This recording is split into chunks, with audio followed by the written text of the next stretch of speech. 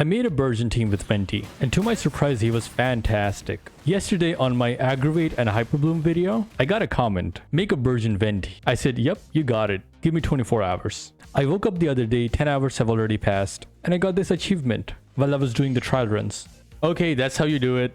Ooh, finally, I was waiting for this. Now the rotation of Burgeon team is like very simple. Like you start with your Traveler, go to your Kokomi, do burst with your Venti, and then finally you have your Diluc.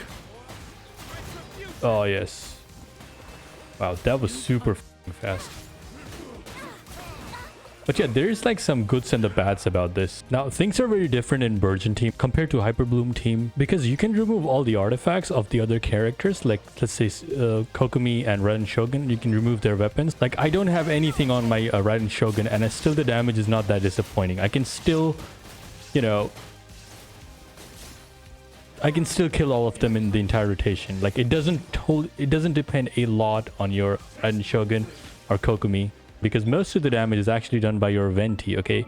His elemental mastery, his crit value, his weapon, and everything else. He's the dude who's doing majority of the damage in Hyperbloom teams. That's not the case with Burgeon teams. In Burgeon team, everything depends on the level of the character. Let's say my Diluc has 500 mastery and level 80 out of 90. That's where the Burgeon damage depends on. If I use a lower level character, let's say level 1 Diluc, then my Burgeon damage is going to be extremely less. So I totally have to depend on the pyro character for the Burgeon damage. That's not all. And we have to make sure like the characters that we go and use have to work with Venti, because if they're not going to work with Venti, you know, we're not making Venti Burgeon team. So characters like Toma, Xiangling, Hu Tao are already out of the Burgeon team. And we have to make sure the character that we use are actually main DPS, because we already have taken 3 slots with Kokomi, Venti, Traveler. So none of these characters are actually the main DPS except for Kokomi can be used as main DPS. And by the way, you can replace Kokomi with your Mona. Where is she? Yeah, that's the girl. But yeah, you have to make sure that if you don't have a healer, you can get your ass kicked by these two guys. And the 3 DPS characters that I found are Yoimiya, Yanfei, and Diluc. Like, these guys have what it takes to be actually one of the best Burgeon DPS in Genshin Impact at the moment. We have already seen Diluc. Let's see Yanfei, like what is she capable of, like how good she is and bad she is in this. Now, Yanfei is like also pretty amazing with the Burgeon team. Like, she's probably going to be better than Diluc, if not as good as Diluc.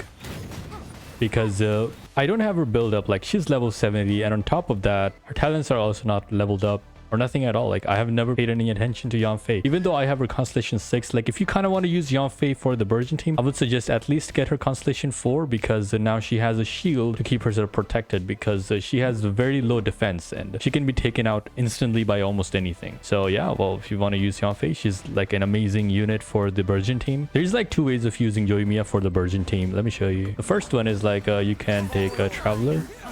Like, it's pretty much the same like every other, but over here, you do her burst like later. And, you know, that's her pyro application. It's pretty amazing. And the second way is like a bit tricky, but it actually kind of works slightly better, I'll say. You start with your Traveler, like as usual. Go to your Kokomi, use her burst. Then you go to your Venti, run to the side, and then do his burst. Now, there's going to be a chance either you Sorrel, Pyro, or Hydra. I mean, the burning damage is pretty insane. Like, I'm not gonna lie, the burning damage is super insane. This gets like slightly more tricky. You do her burst on one side of the map, you know, domain, and then you do Venti's burst on the other side. And this time you can Sorrel Hydra. Never mind, we didn't Sorrel the Hydra. That was so much damage. Burning damage is insane with her. You do her burst in front of this guy, then you take your Venti, not get hit by all the things, and do his burst, and try Sorreling Hydra. If you Sorrel Hydra, you will see Burgeon happening in between because of Yoimiya's burst. Now, burning damage is like not very consistent. Of course, we do get to see some Burgeons in the middle, but like it's not very consistent. Sometimes it's gonna be very amazing, and sometimes it's gonna be very bad. But I would say like you stick to the first type of using of Yoimiya, and that's not gonna disappoint you. Now I kind of wish that I had Cleave, but because I don't have her, if I had her, it would have been so freaking amazing, because all her attacks kind of explodes, and like it would have been super fun to use her in the Burgeon teams. But unfortunately, I don't have Cleave. Maybe next time, you know.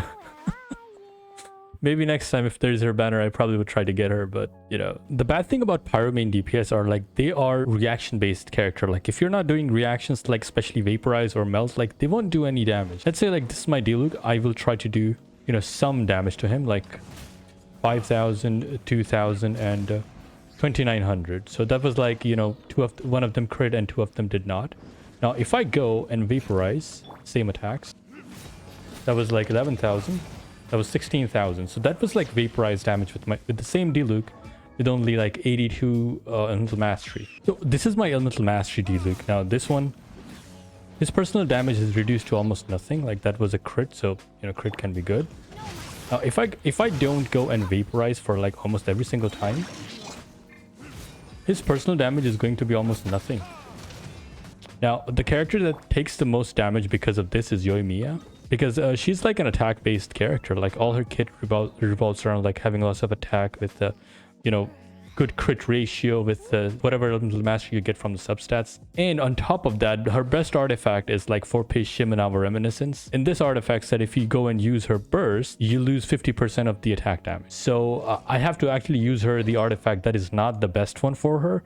And on top of that, I have to use her with elemental mastery so that she can do more Burgeon damage and so on and so on. Well, there's nothing wrong with that, but like her personal damage reduced to almost nothing. Diluc does receive a little bit, but you know, in case of Yoimiya, she received a huge hit in her personal damage. But in my personal opinion, I think like Yafei and Diluc are like 2 of the best character to use in Burgeon teams. Of course, if you have Yoimiya, you want to try, definitely go with her by equipping like 4-piece Crimson Witch. Yeah, that's probably it for the video, guys. And yeah, next I'll be making like a fridge team with Venti. Stay tuned for that.